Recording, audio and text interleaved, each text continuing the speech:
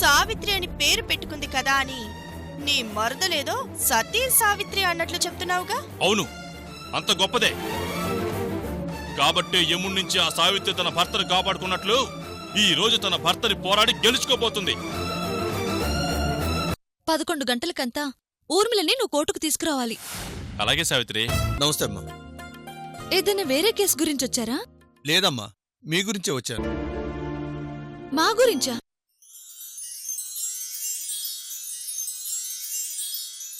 ఊర్మిళ బ్రతికే ఉందని కోర్టులో మేము సాక్ష్యం చెప్పాలని అడిగారంట కదా? అవును. ఆ సాక్ష్యం చెప్పడానికే వచ్చాను.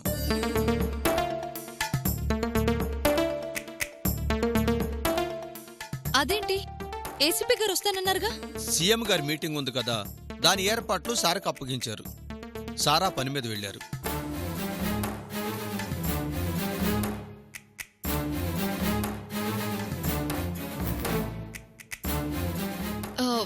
ఒక 10 నిమిషాలొచ్చి సాక్ష్యం చెప్పేసి వెళ్ళొచ్చు కదా?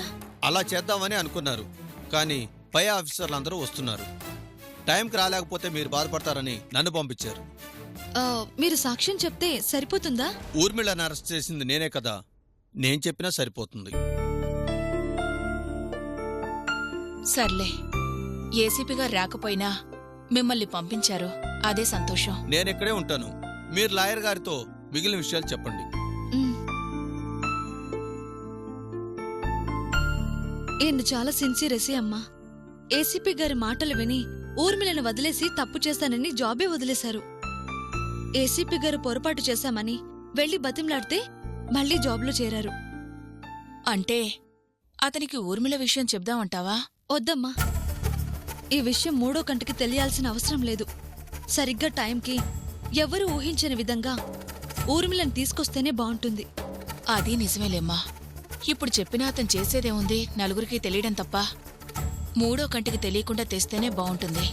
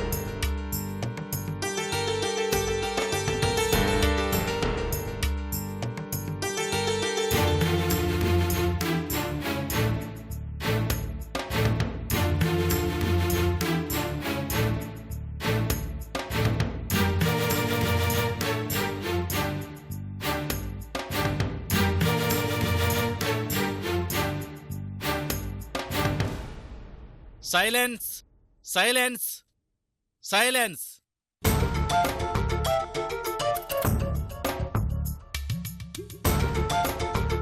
Please SIT down.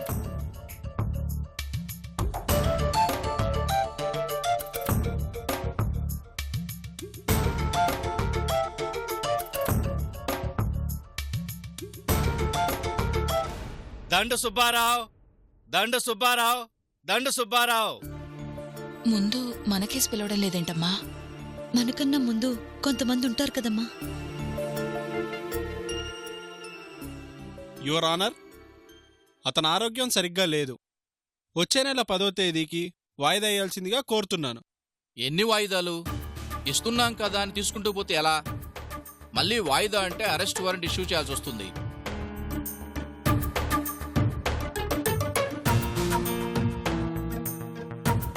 మీరెవరినో కోర్టులో ప్రవేశపెడతామన్నారు? Yes your honour. 6 నెలల క్రితం ఊర్మిళ అనే అమ్మాయిని హత్య చేశాడు అన్న కారణంగా సత్యప్రసాద్ అనే వ్యక్తికి 14 సంవత్సరాల కారాగార శిక్ష విధించారు.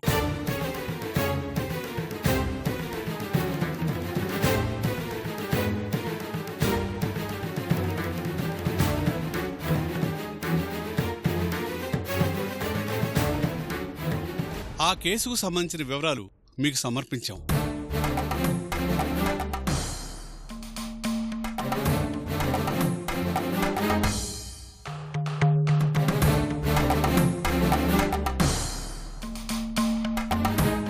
కాని ఎవరైతే హత్య చేయబడ్డారో అని శిక్ష విధించడం జరిగిందో ఆ ఊర్మిళ బ్రతికే ఉంది.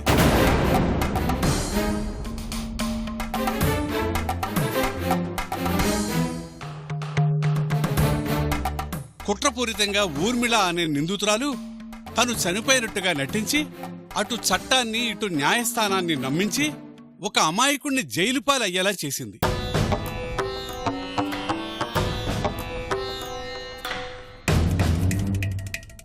ఒక మనిషి చనిపోకుండా చనిపోయినట్లు నటించి ఇంతమందిని నమ్మించడం అసాధ్యం.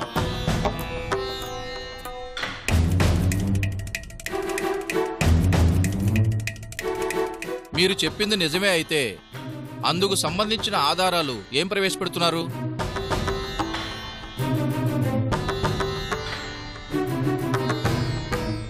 యువర్ ఆనర్, అందరూ చనిపోయిందనుకున్న ఊర్మిళ బ్రతికే ఉంది. చనిపోయినట్టుగా నటిస్తుంది అని ముందుగా అనుమానించింది చెయ్యని నేరానికి శిక్ష అనుభవిస్తున్న సత్య భార్య సావిత్రి.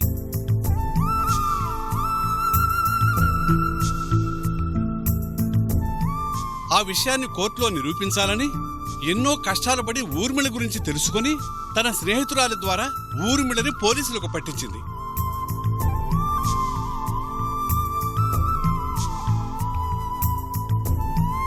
ఊర్మిళ బ్రతికే ఉందనడానికి మొదటి సాక్ష్యం ఆమెను అరెస్టు చేసిన పోలీసు వారు.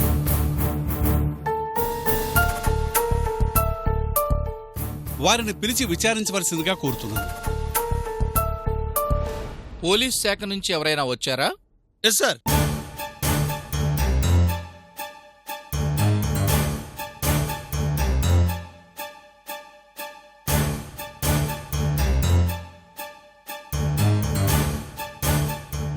ప్రాసిక్యూటర్ గారు చెప్పింది నిజమేనా? నిజమే సార్.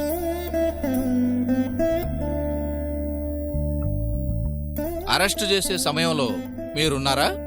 నేనే అరెస్ట్ చేశాను యువర్ ఆనర్.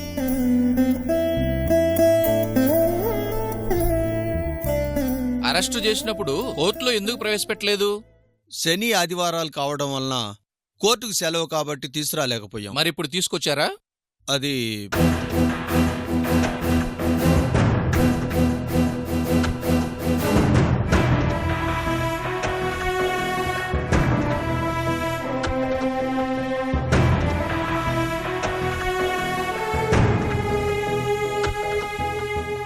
సమాధానం చెప్పండి.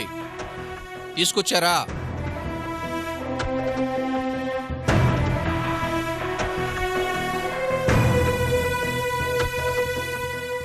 రెండు రోజుల క్రితం కోర్టుకు తీసుకొస్తుండగా కొంతమంది మా మీద అటాక్ చేసి ఊర్మిళను తప్పించారు యువర్ ఆనర్. అలా చెప్పడానికి మీకు సిగ్గనిపించడం లేదు?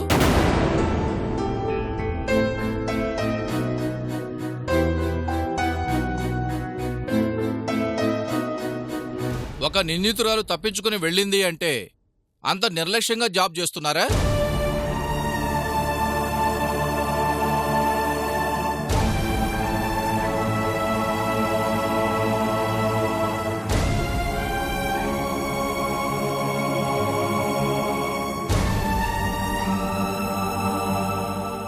ఇంత అజాగ్రత్తగా వ్యవహరించినందుకు పోలీస్ శాఖ మీద ఎందుకు యాక్షన్ తీసుకోకూడదో వివరణ ఇవ్వమని నోటీస్ పంపించండి. అలాగే సార్.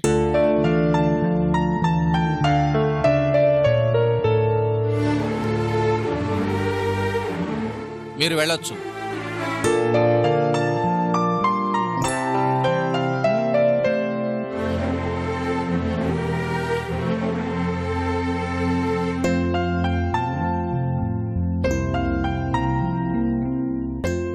లాయర్ గారు, ఈ కేసుకు సంబంధించి మరో ముఖ్యమైన ఆధారం ఏదో ప్రవేశపెడతామన్నారు.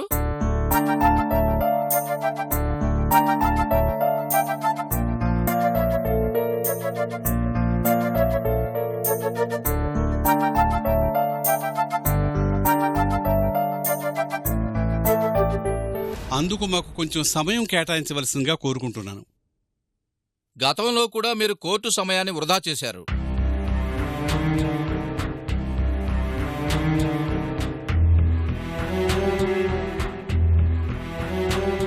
మరోసారి అదే జరిగితే మీ మీద యాక్షన్ తీసుకోవాల్సి ఉంటుంది.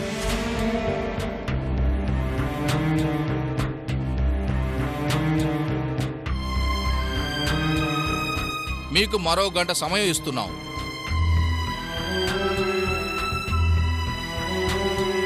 అప్పటికీ ప్రవేశపెట్టలేకపోతే ఈ కేసుకు సంబంధించి మరోసారి అప్పీల్ చేసుకునే అవకాశం లేకుండా చేయవలసి వస్తుంది.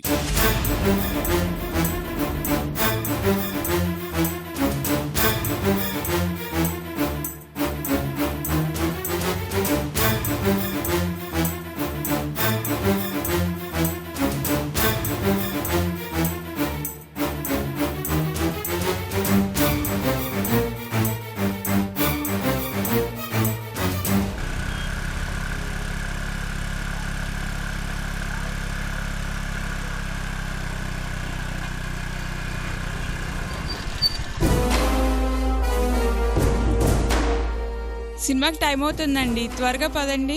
ఏంటి అన్ని వెహికల్స్ ఆగాయి అక్కడ? పోలీసులు చెక్ చేస్తున్నారా ఏంటి?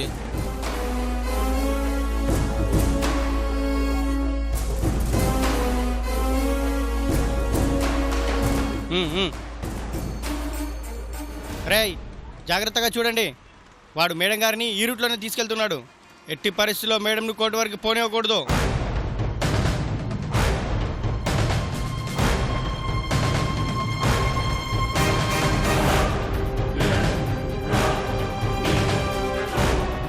ఎవరయ్యా మీరు? పోలీసులా చెక్ పోస్ట్ పెట్టి ఆపుతున్నారు? ఏం నొప్పిగా ఉందా?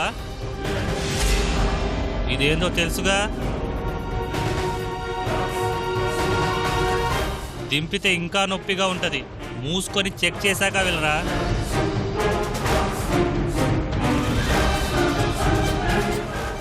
వెళ్ళు.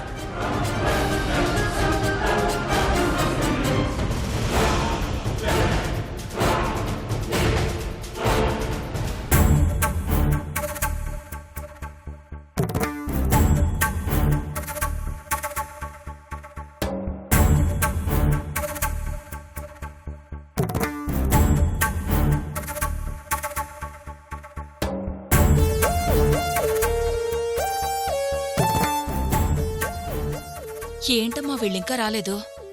ఈ పాటికొచ్చేయాలమ్మా. కోర్టు టైం చెప్పావా వాళ్ళకి? టైం చెప్పాను. ఊర్మిళ విషయంలో జాగ్రత్తగా ఉండాలని, మెయిన్ రోడ్లో కాకుండా అడ్డదారిలో రమ్మని కూడా చెప్పానమ్మా.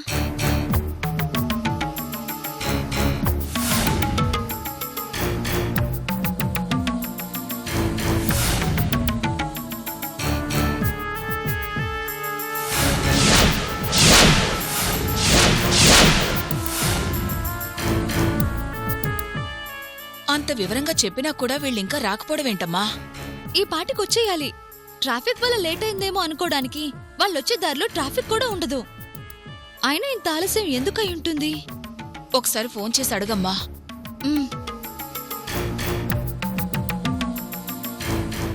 దారిలో ఉన్నాను అంటే పరిస్థితి చెప్పి అర్జెంటుగా వచ్చేయమని చెప్పమ్మా.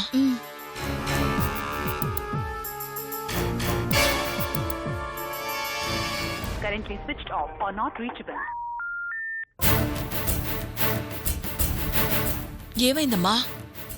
ఫోన్ నాట్ రీచబుల్ అని వస్తుందమ్మా. నాట్ రీచబుల్ అని రావడమేమిటమ్మా?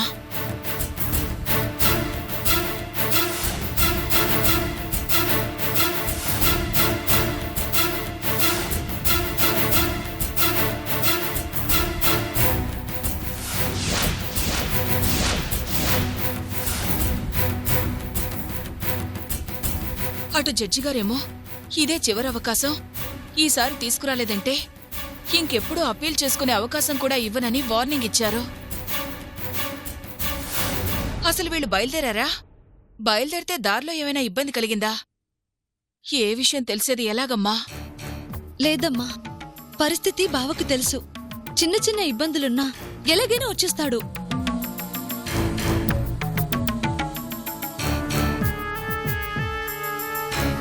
ఫోను కూడా పనిచేయటం లేదంటే దారిలో ఊర్మిళ మనుషుల వల్ల ఏదైనా ఇబ్బందొచ్చిందా అని అనుమానం వస్తుందమ్మా.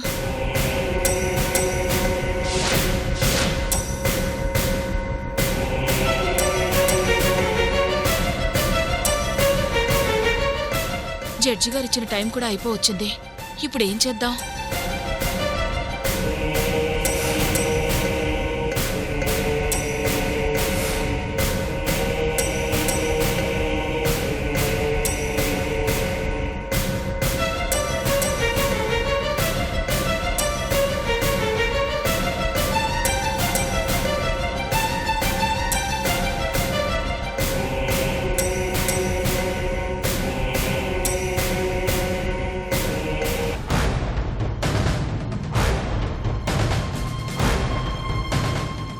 బండి వచ్చింది ఆపరా.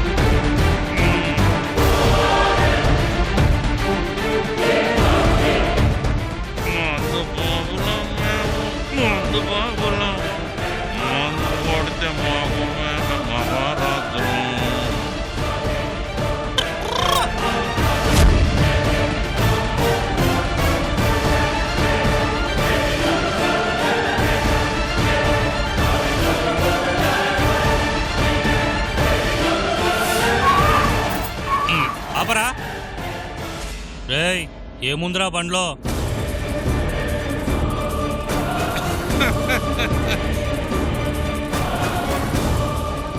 ఏటుంటది స్వామి, చెత్త ఉంటది. నీ అబ్బా కబ్బు కొడుతుంటే దాన్ని ఆపుతావేంట్రా? రే నువ్వెళ్ళు.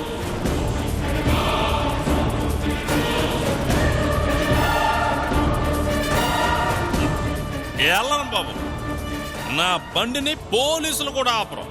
అట్లాంటిది నా బండిని ఆపుతారా? రండి చూసుకోండి, రండి రండి.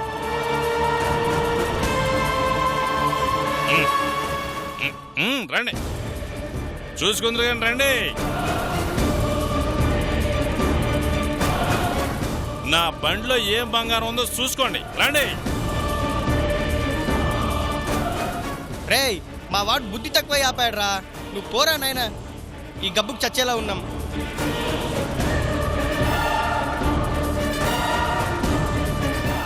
అనుమానంతో ఆపాక ఎతకాల్సిందే, ఎత్తుక్కోండి. నా బండ్లో చెత్తంత తీసి ఎత్తుక్కోండి. రే నీకు దండం పెడతారా బాబు, వెళ్ళరా. తీరా రేయ్, తీరా బండి తీరా.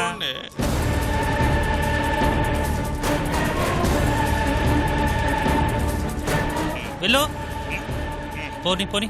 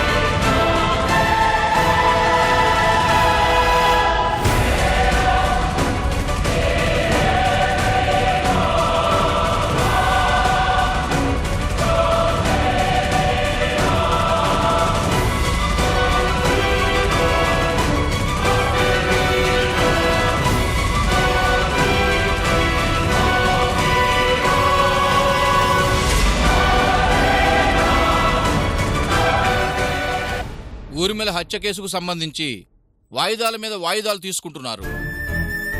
మరొకసారి ఈ కేసుకు సంబంధించి ఎటువంటి అప్పీల్ చేసినా స్వీకరించరాదని ఆదేశించడమైంది.